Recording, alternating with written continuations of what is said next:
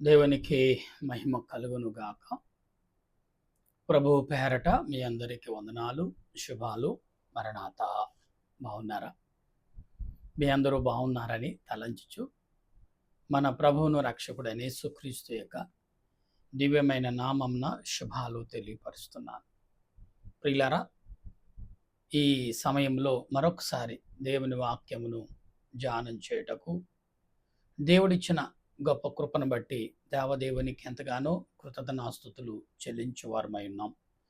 రండి ప్రార్థన చేసుకుందాం. ప్రార్థన. సర్వోన్నతుడా, సర్వాధికారి అయిన దేవ, నీకు స్తోత్రాలు తండ్రి.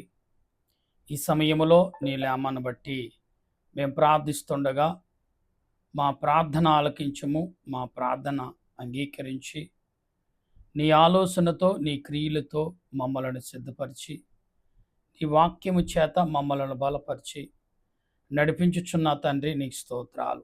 సమయంలో నాయన, నీ దీనదాసుడని నేను నీ లేఖనమును చేతపట్టి నీ ఎదుట నీ బిడలి ఎదుటకు చేరి ఉన్నాను. చేరి నన్ను నా తలంపులు మరుగు చేసి నీవే నీ బిడలతో మాట్లాడమని ఆత్మరూపుడును రక్షణకర్త అయిన యేసుక్రీస్తు దివ్యమైన నామమున అడిగి బ్రతిమాలి ప్రార్థిస్తున్నాను పరమ తండ్రి. ఆమేన్. మన తండ్రి అయిన దేవుని సహాయము సదా తోడుగా ఉండి ముందుకు నడిపించును కాక. ఆమేన్. ప్రియులారా, ఈరోజు పాఠం ఏంటంటే అధికారం. అధికారం ఎవరికి ఉంది? అధికారం దేవుడు ఎవరికి ఇచ్చాడు అధికారాన్ని? అధికారం ఇచ్చిన వారు ఎవరే రీతిగా ప్రవర్తిస్తున్నారు?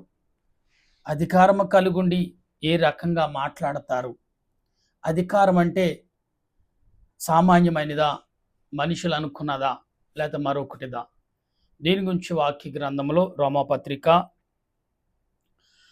13వ అధ్యాయము మొదటి నుండి కొన్ని విషయాలు మనం తెలుసుకుందాం. అధికారం ఎవరికి దేవుడు ఇస్తున్నాడు? ఎవరికి ఇస్తాడు అధికారం? దేవుడు అనుకూలమైన మనుషులు ఎవరున్నారు లోకంలో? దాన్ని హ్యాండిల్ చేసేవారు ఎవరుంటారు? ఏ రకంగా అధికారం దేవుడిస్తాడు? అధికారం అంటే ఏంటి? ప్రజలను పరిపాలించటమా, ప్రజలకు మేలు చేయటమా, అదే ప్రజలకు బోధించటమా, ప్రజలను ఉపదేశించడమా, ప్రజలను క్రమశిక్షణలో పెట్టడమా, ప్రజలకు మార్గం చూపటమా, ప్రజలకు జ్ఞానము నేర్పటమా అనేది అధికారంతో కూడిన పని. అధికారం అనే మాటను లేఖనము ద్వారా చదువుతున్నాం, గమనిద్దాం. ఈ 13వ అధ్యాయంలో ప్రతివాడును పై అధికారికి లోబడి ఉండవలెను. ఎలయనగా దేవుని వలన కలిగిన తప్ప మరి అధికారమును లేదు. ఉన్న అధికారము దేవుని వలనే నియమింపబడి ఉన్నది. కాబట్టి అధికారమును ఎదిరించేవాడు దేవుని నియమమును ఎదిరించుచున్నాడు. ఎదిరించేవారు తమ మీదకి తామే శిక్షను తెచ్చుకుందురు. ప్రభుత్వము చేయువారు చెడ్డ కార్యములే కాని మంచి కార్యములకు భయంకరులు కారు. నీకు మేలు కలుగుటకు అధికారులు దేవుని పరిచారికులు. వారికి భయపడక ఉండకపోయినను మేలు చేయము, అప్పుడు వారి చేత మెప్పు పొందుదువు. నీవు చెడ్డది చేసిన ఎడల భయపడము, వారు ఊరకనే ఖడ్గము ధరింపరు. కీడు చేయువారి మీద ఆగ్రహము చూపుటకై వారి ప్రతీకారము చేయు దేవుని పరిచారికులు. ప్రభునందు ప్రియ దేవుని బిడ్డలారా, పరిచారికులు అంటే దేవుని పనివారు, దేశానికి పనివారు, ప్రజలకు పనివారు.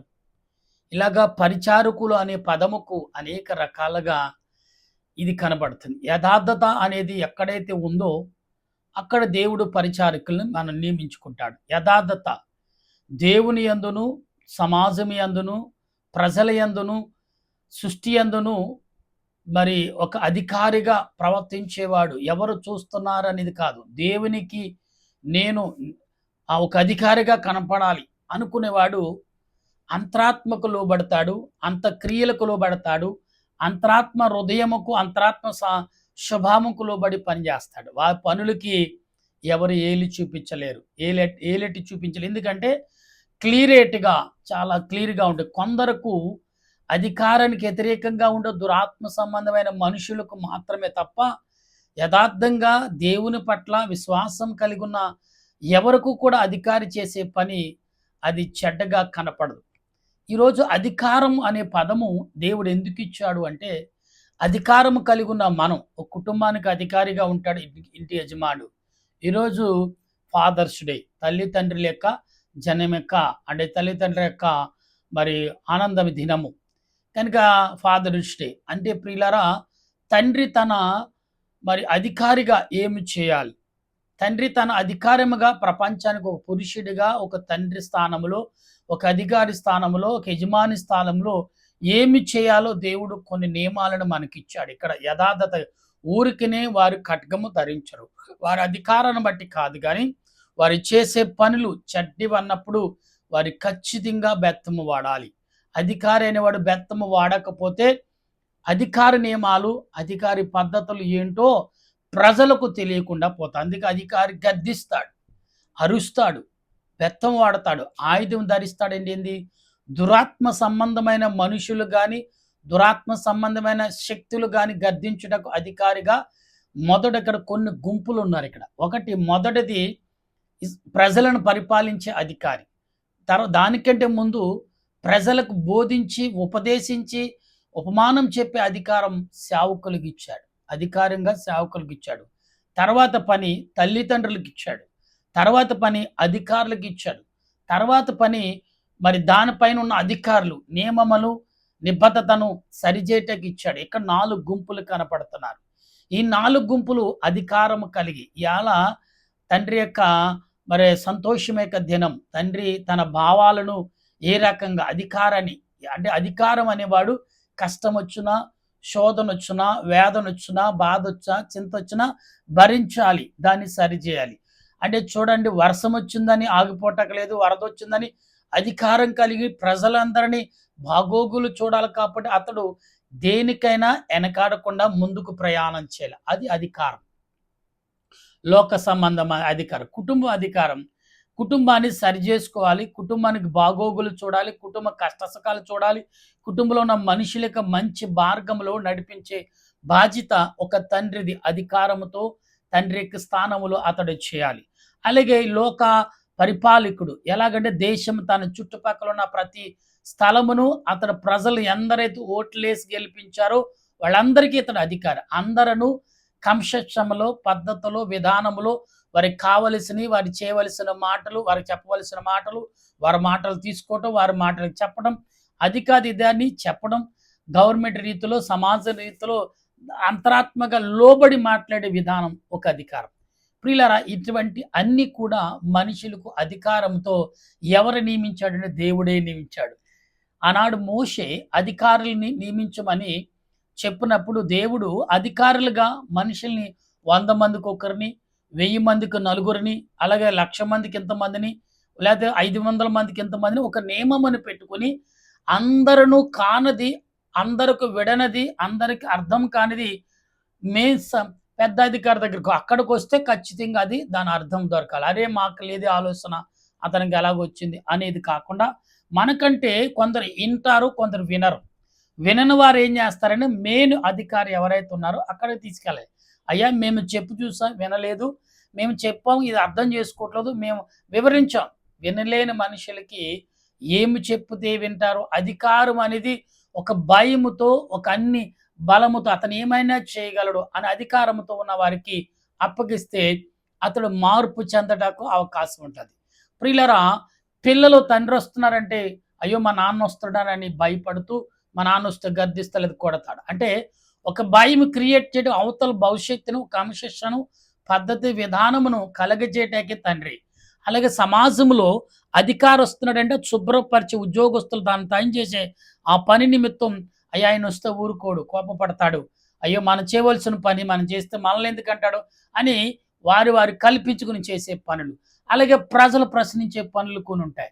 ఇగో మాకేమి చేస్తున్నాను, నీకు అధికారం ఇచ్చాం కదా, నీవు తిని పండుకోవటం కాదు, మాకు ఇటువంటి పనులు చేయాలి. ప్రియులారా, సేవకులు వాక్యం చదవాలి, ప్రార్థన చేయాలి, విశ్వాసంతో బలపరచాలి, అనేకమైన విషయాలు సంఘానికి బోధించాలి. అయితే ఇక్కడ అంటున్నాడు ఏమనంటే,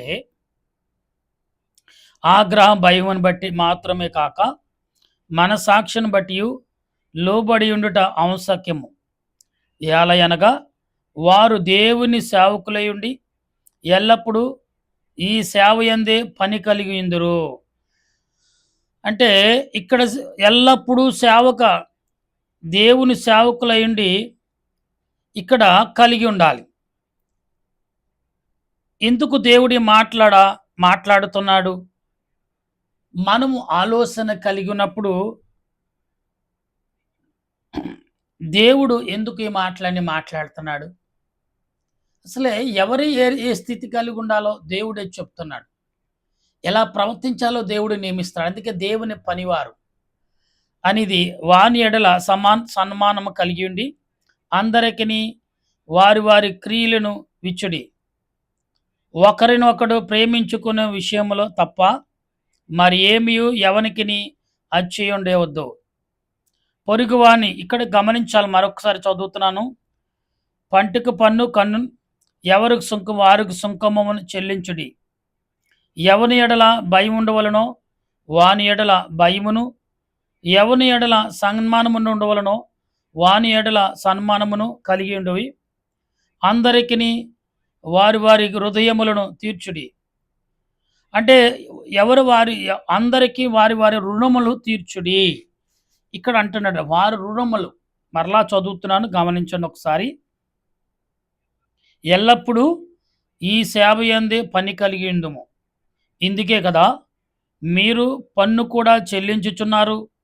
కాబట్టి ఎవనికి పన్ను వానికి పన్నును, ఎవనికి సుంకమో వానికి సుంకమును చెల్లించుడి.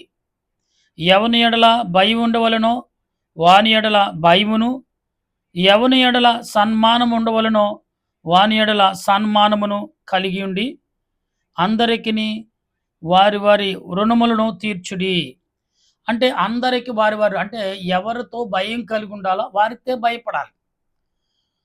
పోలీస్ అధికారి వస్తే భయపడతాం, ప్రధాని వస్తే భయపడతాం, ముఖ్యమంత్రి అధికారి వచ్చాడని దాని తగ్గ విధానం చూపిస్తాం. పన్ను కడుతున్నాము కదా భయపడమని కాదు. పన్ను ఎందుకు కడుతున్నామంటే నిన్ను నీ చుట్టుపక్కల క్రియలు చేయటకు. ఇక్కడ అధికారం గురించి రాశాడు, మనుషుల గురించి రాశాడు, ఎలాగుండాలో కూడా రాశాడు. అంటే ఎందుకంటే మనుషులు ఏ రకంగా నడవాలో, ఏ రకంగా జీవించాలో, ఒక ఇంటి స్టార్టింగ్ ఎక్కడ ప్రారంభమవుతుందంటే అధికారం అనేది పనివాడు ఎక్కడ ప్రారంభమవుతాడు? ఇంటి కుటుంబం దగ్గర ప్రారంభమవుతాడు. కుటుంబాన్ని సరిచేసుకుంటే సమాజాన్ని సరిచేసుకోవచ్చు అనే అవకాశం ఉంటుంది. కుటుంబంలో వేదన కలిగినప్పుడు సమాజంలో జయించడం కష్టం. కుటుంబంలో సమాధానం దొరికినప్పుడు సమాజంలో సమాధానం కొరకు అనేకులు సమాధానపరచటకు అతను ప్రయత్నం చేస్తాడు.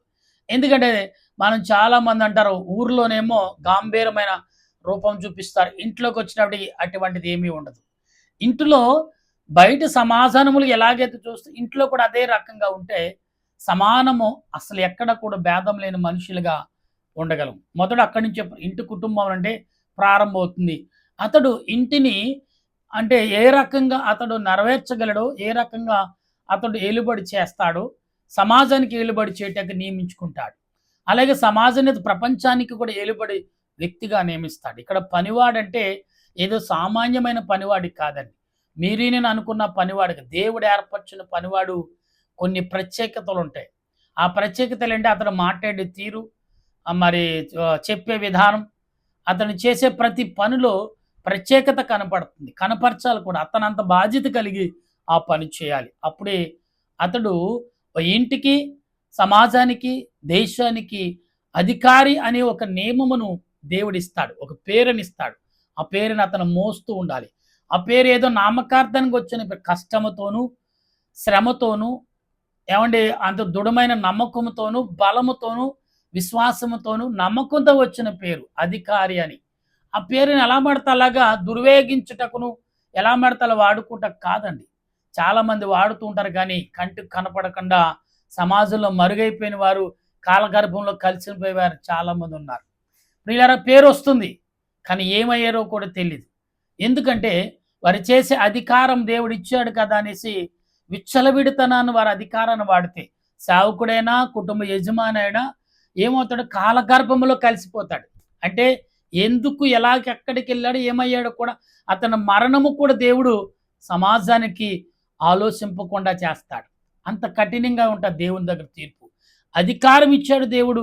అధికారాన్ని ఎంచుకుని జీవించకపోతే, అధికారానికి లోబడి జీవించకపోతే, అధికారానికి దేవుని సృష్టికర్తను దేవుని చేతి కింద అధికారిగా ఉన్నావని నువ్వు గమనించకపోతే, కాలగర్భంలో దేవుడి కలపక్కల నీ అంతట నీ క్రియలే, నీ విధానమే, నీ పద్ధతే, నీ మాటే, నీ చేతి పనులే, నీ క్రియలే నిన్ను కాలగర్భంలో కలిపేస్తాయి. అంత కఠినంగా మాట్లాడట కారణం అంటే దేవుడు చెప్తున్నాడు. ఇశ్రాయేలు ప్రజలను పరిపాలించుటకు ఇశ్రాయేలు ప్రజలు చుట్టం చూపుకెళ్ళిన ప్రజలని ఎలాగేలుబడి చేశారు ఐగుప్తు ప్రజలు. కానీ దేవుడు వారి ఐగుప్తు కఠినమైన హృదయం చూపించి వాళ్ళు అసూయతనం చూపించినప్పుడు వాళ్ళని దేవుడు ఉంచాడా? కాలగర్భంలో కలిపేలేదా? సముద్రంలో వాళ్ళు ఏం చేశారు? మొత్తం ఇశ్రాయేలు సైన్యం అంతా కట్టి ఒకేసారి మట్టి పెట్టాడు. అన్నాడు కదా దేవుడు, ఇదిగో ఐగుప్తు రాజు చేత నేను ఘనతను పొందుతాను, నువ్వు చింతపడకు, నువ్వు చేయవలసిన పని నువ్వు చేయి, నేను చేయవలసిన పని నేను చేస్తాను దేవుడు మోసేతో చెప్పాడు. నా ప్రియ దేవుని బిడ్డలారా, పనివాడు పనికి జీతము అన్నాడు. పని చేయి, జీతం ఆశించు. పని చేయకుండా జీతం ఆశింతే దుర్మార్గతనం. 100 రూపాయలు పని చేయి, 1000 రూపాయలు తీసుకో. పని చేసావు, మెప్పించావు, ఇలాగొస్తే బాగును అని నీ మనసుకు అనిపించింది అంటే దురాశ కాదు అది. నీ కష్టానికి విలువను పొందుకో. కష్టానికి కొంతమంది అయ్యో ఇంత కష్టపడ్డానే, ఇంత వస్తుందని నువ్వు రాలేదే అంటే, అవతల వాడు తన కష్టానికి విలువ ఇవ్వకపోతే రేపు పనివాడి విలువను, పనివాడి యొక్క విధానంను పని చేయించుకున్నవాడు సమాధానం చెప్పాలి. అందుకే పనివాడు పనికి జీతనకు పాత్రుడు అన్నప్పుడు చూడండి, ఉదయకాలం వచ్చినోడికి అదే జీతం ఇచ్చాడు, మధ్యాహ్నం వచ్చినోడికి అదే జీతం ఇచ్చాడు, సాయంకాలం వచ్చినోడికి అదే జీతం ఇచ్చాడు, ఆ గంట ముందు వచ్చినోడికి అదే జీతం ఇచ్చాడు యజమాని. ఎందుకంటే ఆ నలుగురిలో పనిని చూశాడు.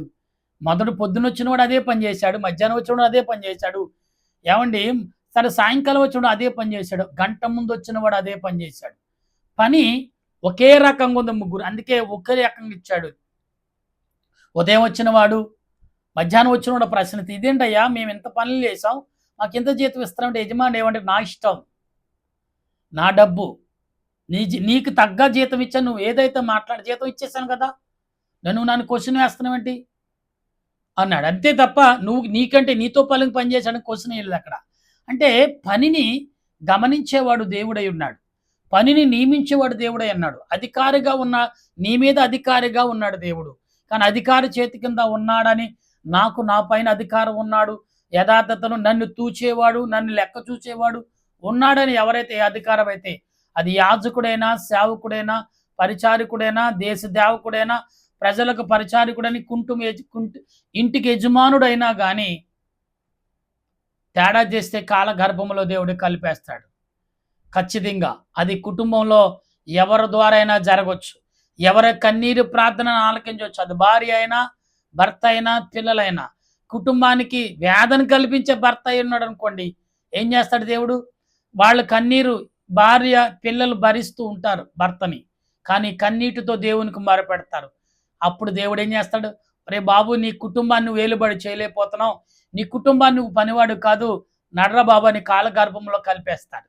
కుటుంబంలో కూడా తేడా చేస్తే, కుటుంబ పిల్లలకి నీ కుటుంబాన్ని ఏలుబడి చేయమని పనివాడిగా కుటుంబాన్ని మంచి జీవితాన్ని ఇచ్చారు, కానీ దాంట్లో కూడా నువ్వు అన్యాయమును, దురాలోచనను, మనశ్శాంతి లేకుండా, నెమ్మది లేకుండా చేస్తే కాలగర్భంలో కలిపేస్తానంటున్నాడు. అంటే దేవుడు తీర్పు కాలంలోకి వెళ్ళిపోయాడు అనుకోండి, దేవుడు పాతాళంలో కాకుండా సాతానుగాడు ఆశ్చర్యపోతాడంట. దేవుడు గర్భంలో కలిస్తే సాతానుకు చిక్కడు, అతను దేవుని సన్నిధికి చేరకుండా ఎక్కడికి వెళ్ళిపోతాడంటే కాలగర్భంలో దేవుని యొక్క ఆధునంలోకి వెళ్ళిపోతాడు, ఆత్మ కానీ శరీరం కానీ. ప్రియులారా, అందుకే సాతాను చేతుకు చిక్కకుండా సాతాను చేతికి దేవుడు అప్పగించడు. ఎందుకంటే ఆ దేహం సాతానుకు కూడా ఉపయోగపడదు, అగ్నిలో కేకలు కూడా వినపడకూడదు అనే ఉద్దేశంతో ఏం చేస్తాడంటే కాలగర్భంలో కలిసిపోయిన వారు ఇంతవరకు ఎక్కడా కూడా చరిత్ర కలిగిన వారు కూడా చరిత్రహీనులుగా సిద్ధపడ్డారు. ఈరోజు నీవు నేను దేవుని అధికారము కలిగి ఉన్నావా? దేవుని కుటుంబంలో ఇవాళ ఒక తండ్రి స్థానము, మరి ఫాదర్స్ డే అంటే ఒక తండ్రి స్థానం, దేశానికి అధికారి స్థానం, ప్రపంచానికి తండ్రిగా ఉన్నవారు ఉన్నారు. అధికారి అంటే ఆ గ్రామ తండ్రులతో సమానం. అటువంటి వారు ప్రజల పేరు చెప్పుకుని పబ్బం గడిపిని జీవితాలు హెచ్చించుకున్న వారి యొక్క జీవితాలు ఎలా ఉన్నాయో ఎంతో మందిని చూస్తున్నాం. కానీ ప్రియులారా, దేవుడు నీతో మాట్లాడుచున్నాడు. కాలగర్భంలో నీవు దేవుడు పనివాడిగా జీవిస్తున్నావా, లేకపోతే లోకంలో దేవుడు నియమించే పనివాడిగా ఉన్నావా? ఎలాగున్నావు ఒకసారి నియమించుకో, చూసుకో. ఆ పనితనం ఎలాగుందో నీలో, నీ కుటుంబంలోనా, సమాజంలోనా, నీ చుట్టుపక్కల వారి పట్ల ఎలాగ యథార్థత కలిగి ఉన్నావా? అయితే దేవుడు నిన్ను హెచ్చిస్తాడు. నువ్వు లేకపోయినా కానీ నువ్వు చేసే పనులు కాలానికి ఉపయోగపడే మార్గాన్ని నీ ద్వారా, నీ నామము ద్వారా చూపిస్తాడు. అబ్రాహాముని ఏమన్నాడు? ఇదిగో అబ్రాహామా, ఇసుకను లెక్కెడతావా అన్నాడు. ప్రభువా నా వల్ల అవుతుందంటే అంత సంతానం ఇస్తానన్నాడు. అంటే అబ్రాహాం పేరు తరతరాలు కూడా పలికించబడుతుంది. అబ్రాహాము ద్వారానే మనం ఇక్కడ దేవునికి దగ్గరయ్యామని ఒక ఉదాహరణ దేవుడే రాసేసాడు. అబ్రాహాము సంతానం వీళ్ళందరూ తన యాకోబు దగ్గరకు వచ్చాక స్థిరపరిచేశాడు యాకోబు సంతానాన్ని. ఎందుకంటే అబ్రాహాం సంతానము మరి ఎలాగ స్థిరపరచాలో దేవుడు ఆలోచించినప్పుడు యాకోబుని ఎంచుకున్నాడు.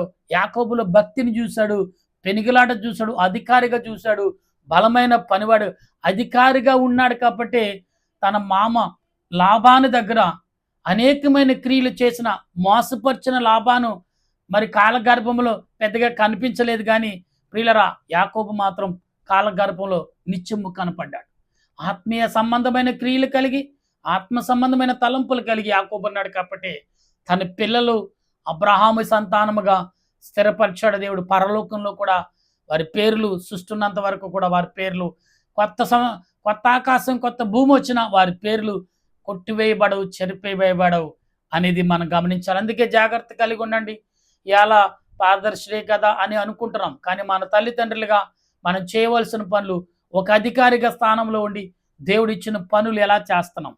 చేయకపోతే దేవుడే స్వయముగా నీకు అన్ని తెలిసుండే కాలగర్భంలో కలిపేస్తాడు. అది కలపకుండా ఉండాలి. కాలగర్భంలో నీ పేరు హెచ్చించబడాలా, లేదా కాలగర్భంలో నీ పేరు కలిసిపోవాలా? అది నీ నిర్ణయంతో, నీ ఆలోచనతో, నీ తలంపులతో, నీ చేతు పనితో, నీ అధికారంతో దేవుడు ముడిపెట్టాడు. అటువంటి ఆదరణ దేవదేవుడు మనందరికి అందించును గాక.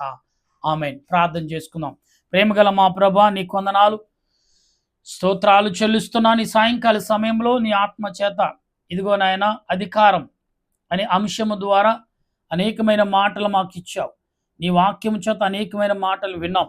నీ కొందనాలు ప్రభు. నిజమే దేవా, కాలగర్భంలో కలిసిపోయి వారు ఎందరో కాలగర్భము నుండి బయటపడి నాయన కాలానికే ఆదర్శంగా నిలిచిన వారు ఎందరో సేవకులు, పరిచారకులు, ఎందరో భక్తులు మేము చూస్తూనే ఉన్నాం. సేవకుడైనా అధికారైన కాలగర్భంలో కలిసిపోకుండా కాపాడుకునే శక్తిని బలపరచు, నడిపించి దీవించమని, నీ ఆలోచన, నీ క్రియల చేత మమ్మల్ని బలపరచమని ఆత్మరక్షణకర్త యేసుక్రీస్తు యొక్క దివ్యమైన నామమున అడుగుచు బ్రతిమాలుచున్నాను.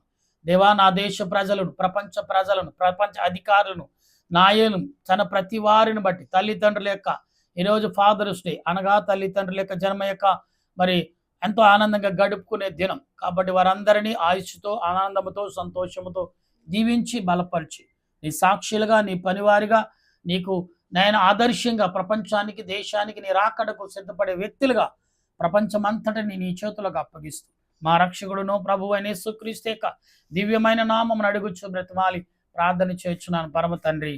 ఆమేన్. పరలోకమా పరమ తండ్రి, నామను పరిశుద్ధపరచును గాక, నీ రాజ్యం వచ్చును గాక, నీ చిత్తం పరలోకమందు నెరవేరినట్లు భూమి మీద నెరవేరిన గాక. మానవుడు మాకు దయచేసి మా ప్రార్థన చేసేవాడిని క్షమించిన ప్రకారం మా ప్రార్థనలు క్షమించి మమ్మల్ని శోధనకి ఏం తప్పించు. రాజ్యము, శక్తి, మహిమ నిరంతరం నీవనవుతండి. ఆమేన్. యేసురత్నమే జయం, అపవాదికులం ప్రవేశరత్నమే జయం, అపవాదికులం ప్రవేశ సంపూర్ణ విజయం, అపవాదికులంతక నాశనం. హల్లెలూయా, హల్లెలూయా.